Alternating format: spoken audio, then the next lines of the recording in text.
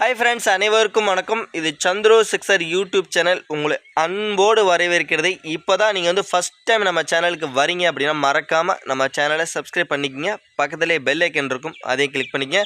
அப்போ தான் நம்ம போடக்கூடிய வீடியோஸ் எல்லாமே பார்த்தீங்கன்னா உங்களுக்கு வந்து நோட்டிஃபிகேஷன் வரும் நண்பர்களே.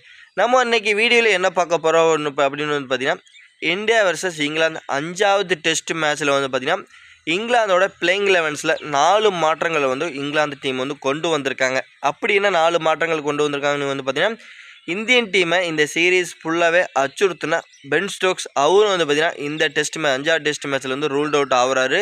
ப்ளஸ் அதுக்கு அப்புறம் வந்து திடீர்னு உள்ள என்ட்ரி கொடுத்த சோப்ரா ஆர்ச்சர் பவுன்ஸ்லேயே பார்த்திங்கன்னா நம்மளை போட்டு நெருக்கடி கொடுத்த சோப்ரா ஆர்ச்சரும் பார்த்திங்கன்னா இந்த டெஸ்ட் மேட்ச்லேருந்து விலகிறாரு.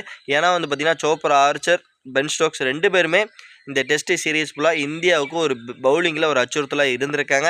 ப்ளஸ் வந்து பார்த்திங்கன்னா கடைசியில் டெய்லெண்டர் பேட்டர்ஸில் வந்து பார்த்திங்கன்னா என்னதான் இங்கிலாந்து கொஞ்சம் டக்குன்னு விக்கெட்டை விட்டுட்டாலும் கடைசியில் நாங்கள் இழுத்து பிடிப்பியா அப்படின்ட்டு கடைசியில் இழுத்து பிடிச்ச இங்கிலாந்து இந்த சீரீஸ் ஃபுல்லாகவே கடைசி வரைக்கும் இழுத்து பிடிச்ச கார்ஸை பொறுத்த வரைக்கும் பார்த்தீங்கன்னா பிரெடன் கார்ஸை பொறுத்த வரைக்கும் பவுலிங்கில் சரியாக பர்ஃபார்மன்ஸ் பண்ணாட்டியும் பேட்டிங்கில் இந்த சீரீஸ் ஃபுல்லாகவே நல்லா பண்ணியிருக்காருங்க. அவர் பேட்லேருந்து பார்த்திங்கன்னா ஒவ்வொரு இன்னிங்ஸ்லேருந்தும் ஒரு 30+ ரன்ஸுங்கிறது வந்துக்கிட்டு தான் இருந்திருக்கு. ப்ளஸ் அவருக்கு பதிலாக இந்த மேட்ச்சில் இன்னொரு பிளேயர் வந்து உள்ளே எடுத்திருக்காங்க. டாஷன் போன டெஸ்ட் மேட்ச் தான் உள்ளே என்ட்ரி கொடுத்தாரு. ப்ளஸ் அவரும் வந்து பார்த்திங்கன்னா இந்த மேட்ச் வந்து ப்ளே பண்ண போகிறது கிடையாது. ஆனால் இந்த மேட்சை பொறுத்த வரைக்கும் கொஞ்சம் பிச்சு கொஞ்சம் ஃபாஸ்ட் பாலுக்காக கொஞ்சம் சாதகமாக இருக்கும் கொஞ்சம் அப்படிங்கிறதுனால வந்து பார்த்திங்கன்னா ஸ்பின்னரை அவர் டாஷனை ட்ராப் பண்ணிட்டு ஃபாஸ்ட் பாலர்ஸை உள்ளே என்ட்ரி கொடுத்துருக்காங்க. பென் ஸ்டோக்ஸ்க்கு பதிலாக யார் உள்ளே வந்திருக்காருன்னா ஜேக்கப் பெத்தலை வந்து உள்ளே எடுத்திருக்காங்க. சோப்ரா ஆர்ச்சருக்கு பதிலாக யாரை எடுத்திருக்காங்க பார்த்தீங்கன்னா அக்குல்ஸ்டனை வந்து உள்ளே எடுத்திருக்காங்க. இவர் ஒரு ஆல்ரவுண்டர் தான். ஜேக்கப் பெத்தல் நல்ல ஒரு பியூர் பேட்டர், அக்குல்ஸ்டன் நல்ல ஒரு ஆல்ரவுண்டர். நெக்ஸ்ட்டு கார்ஸுக்கு பதிலாக யாரை உள்ளே எடுத்திருக்காங்க அப்படின்னா கார்ஸ் நல்ல ஒரு ஆல்ரவுண்டர், அவருக்கு பதிலாக ஜெமி ஓவர்டனை உள்ளே கொண்டு வந்திருக்காங்க.